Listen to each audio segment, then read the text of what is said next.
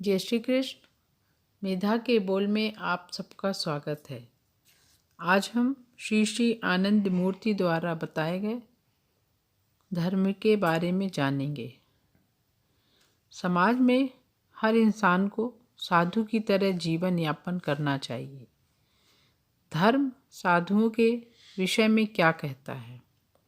जो व्यक्ति मन में सोचते हैं कि मेरे लिए स्वयं के प्राण जितने बहुमूल्य हैं और लोगों के लिए भी उनके प्राण उतने ही प्यारे हैं, यही समझकर जो दूसरों के साथ व्यवहार करते हैं वही हैं साधु।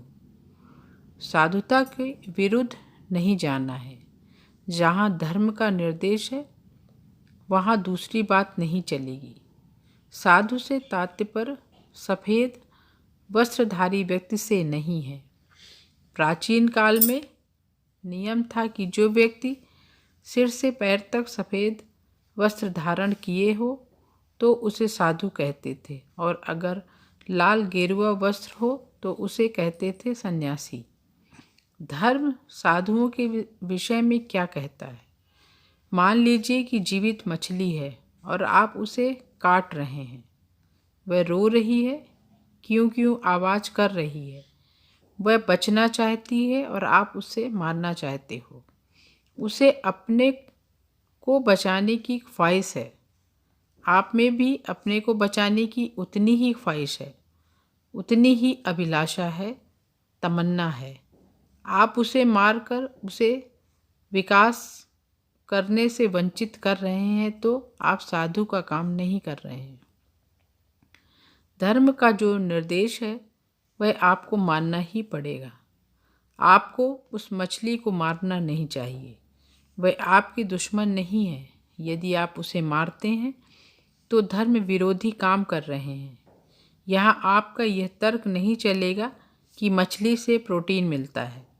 धर्म का निर्देश आपको मानना पड़ेगा।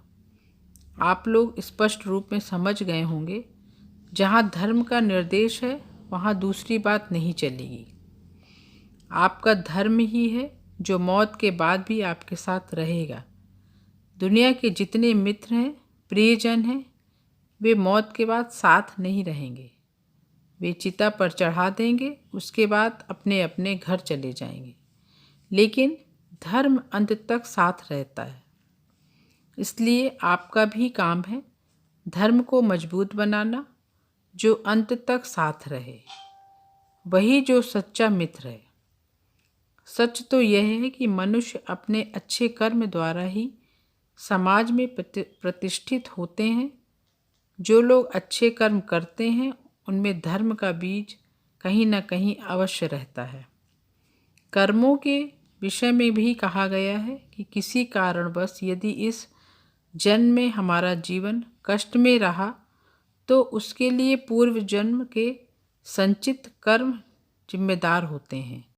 ऐसे में यही प्रयास करना चाहिए कि हम बेहतर कर्म करने की राह पर चलते रहें। जय श्री कृष्ण।